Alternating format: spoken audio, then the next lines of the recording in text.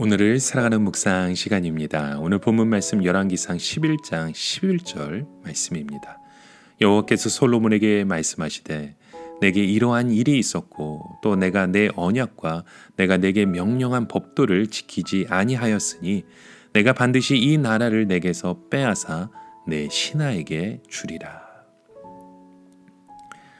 저희는 열왕기상에서 이 솔로몬의 삶을 보게 됩니다. 솔로몬의 삶은 너무나도 화려했었죠. 높이 지은 건축물들, 수많은 군인, 화려한 명성과 부귀영화. 하지만 이 모든 것이 한 세대를 가지 못하고 무너졌습니다. 그것도 처참하게 말이죠.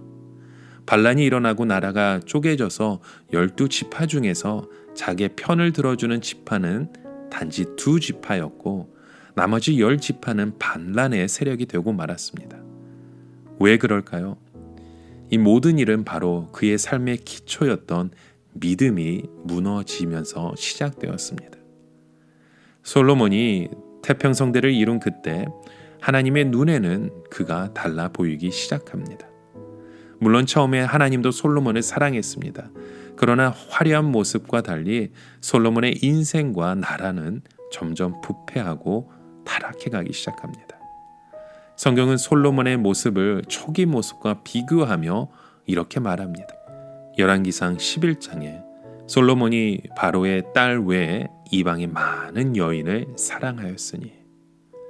솔로몬은 여인들을 사랑했습니다. 물론 부인을 사랑하는 것은 당연합니다. 하지만 이 말씀은 다른 의미를 나타내고 있죠. 솔로몬이 하나님을 사랑하지 않고 세상을 사랑했다는 뜻입니다. 그런데 이 본문은 지금과 이전의 솔로몬의 모습을 대조하며 우리에게 보여줍니다. 이 열왕기상 3장에 보시면 솔로몬이 하나님을 향해 얼마나 신실했는지 이렇게 고백했죠. 솔로몬이 여호와를 사랑하고 라고 고백했습니다.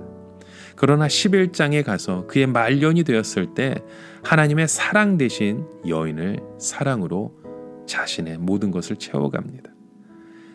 왕이 되었을 때 그 초기에는 솔로몬의 마음이 분명히 하나님을 향해 있었습니다. 하지만 그의 마음은 어느새 돌아오고 말았습니다. 1000번의 제사를 드릴 만큼 신실하고 경건했던 솔로몬은 사라지고 대신 그의 자리에 1000명의 여인들이 자리 잡기 시작했던 겁니다. 그러자 솔로몬의 믿음과 신앙이 제일 먼저 무너지고 말았습니다.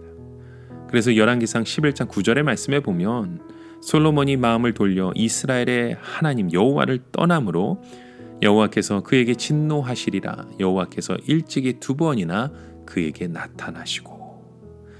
하나님은 2번이나 솔로몬에게 직접 나타나셔서 경고하셨습니다. 길을 제시하시고 축복을 보여주셨습니다. 하지만 솔로몬은 이런 경고들을 무시하고 너무 어리석게도 반대의 길을 선택한 것입니다. 그러자 그의 대적들이 하닥과 르손과 여로보암이 나타나기 시작합니다. 솔로몬이 하나님과의 그 관계를 허물어내자 국가의 정치까지 모든 것이 한순간에 무너져 내려버렸던 것입니다. 여러분, 우리는 솔로몬이 지혜의 사람이었음을 기억합니다.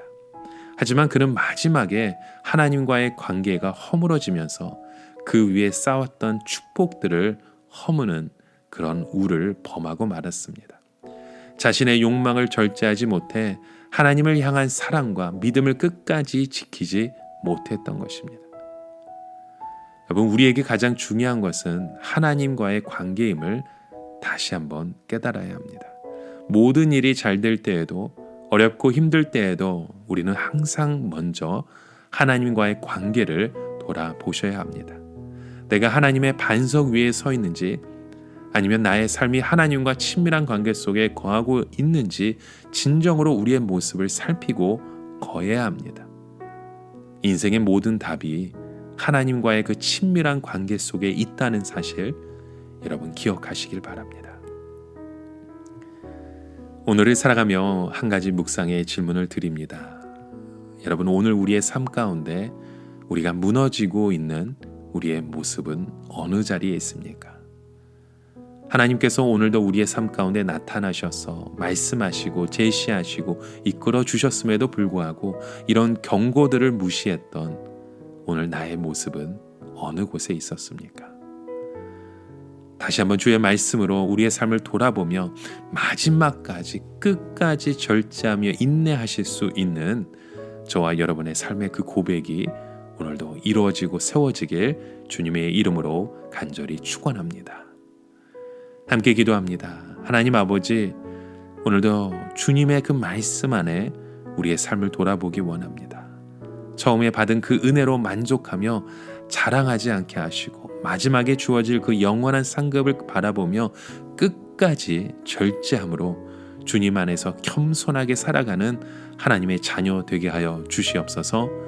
예수님의 이름으로 기도합니다. 아멘.